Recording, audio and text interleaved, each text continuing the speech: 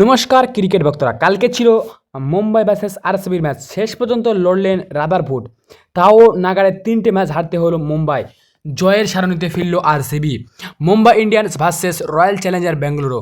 মুম্বাই ইন্ডিয়ান্সের ঘরের মাঠে ওয়াংখেড়ে নাগাড়ে দ্বিতীয় ম্যাচ এই মরশুম জয় পেল রয়্যাল চ্যালেঞ্জার বেঙ্গালুরু। মুম্বাই সামনে লক্ষ্য ছিল 241 রান, তবে টি-20 বিশ্বকাপে সেমিফাইনালে প্রমাণ করেছে ওয়াংখেড়ে 20 ওভারে 250 রান তুললেও সম্পূর্ণ নিরাপদ অনুভব করা যায় না। তাই রয়্যাল চ্যালেঞ্জার বেঙ্গালুরুর বিরুদ্ধে এই রান পাহাড় তাড়া করে জয়ের আশা দেখছিল Mumbai Indians versus Royal Challenger বেঙ্গালুরুর সমর্থকরাও বড় রান তাড়া করতে নেমে লড়লেন। সারফান রাদারফোর্ড দুর্দান্ত অর্ধশতরান হাঁকালেন তিনি। হার্দিক পান্ডিয়া, সূর্যকুমার যাদব ভালো ইনিংস খেলেন, তবে তা জয়ের জন্য যথেষ্ট ছিল না। মরশুমে নিজেদের প্রথম ম্যাচে কলকাতা নাইট রাইডার্সকে হারানোর পরে নাগাড়ে 3 ম্যাচ হারলো মুম্বাই ইন্ডিয়ান্স। অপরদিকে গত ম্যাচে রাজস্থান রয়্যালসের বিরুদ্ধে হার হজম করলেও ঠিক পরের ম্যাচ ঘুরে দাঁড়ালো রয়্যাল চ্যালেঞ্জার বেঙ্গালুরু ওরফে আরসিবি। 18 রানে মুম্বাই ইন্ডিয়ান্সকে হারালো তারা। এদিন বিরাট রান তাড়া করতে নেমে শুরুতেই রায়ান রিকিলটন ও রোহিত শর্মা বেশ দ্রুত রান আউট করে তুলে দেয়।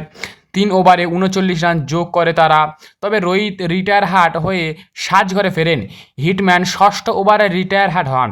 রোহিত হ্যামস্ট্রিংয়ে টান লেগেছে বলে শোনা যায়, সেই কারণে তিনি 19 রানে বাধ্য হয়ে মাঠ ছাড়লেন।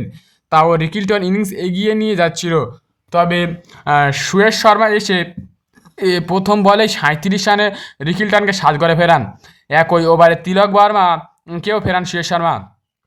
তিলকের হতাশাজনক আইপিএল অব্যাহত। এমন পরিস্থিতিতে সূর্যকুমার ও হার্দিক পান্ডে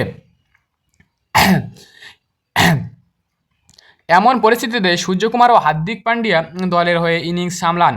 দুইজনের পার্টনারশিপ অর্ধশতরানের দোরগোড়ায় ভেঙে সূর্যকুমার 33 রানে সাজঘরে ফিরে যায় কুণাল পান্ডিয়ার বলে।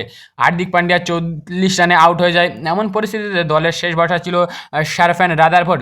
তিনি খেলেন, ব্যাট চালালেন, তবে অপর প্রান্ত থেকে কেউ তাকে সাহায্য করার মতো ছিল না। তাই 26 বলে হাফ সেঞ্চুরি করে মুম্বাই ইন্ডিয়ান্সকে জেতাতে পারল না।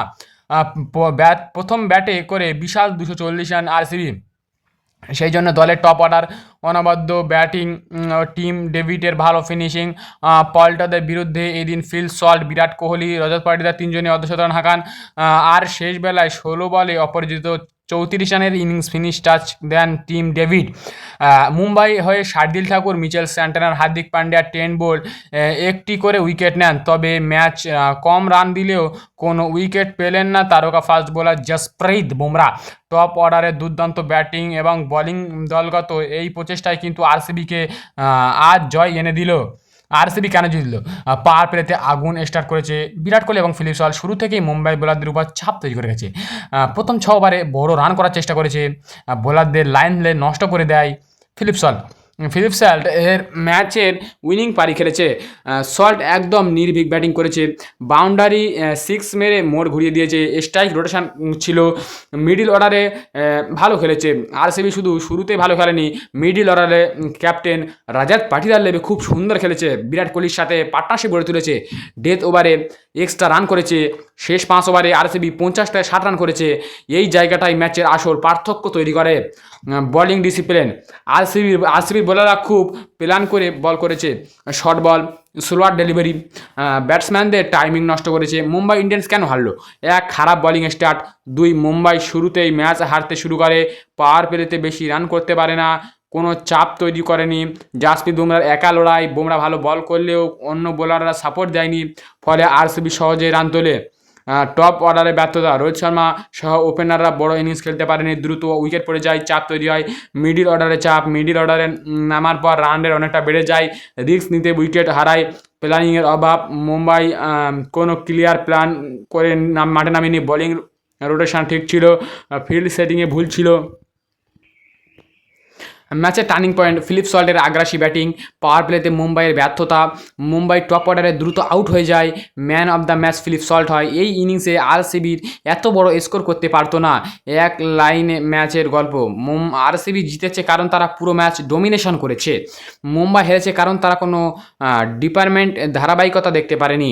ফাইনাল অ্যানালিসিস, আরসিবি এই ম্যাচ দেখিয়ে দিল তারা শুধু ব্যাটিং টিম না, তারা এখন সম্পূর্ণ ব্যালেন্স টিম। আরসিবি এই ম্যাচ দেখিয়ে দিল তারা শুধু ব্যাটিং টিম না, তারা শুধু ব্যালেন্স সম্পূর্ণ আছে তাদের, আর তারা সম্পূর্ণ ব্যালেন্স টিম।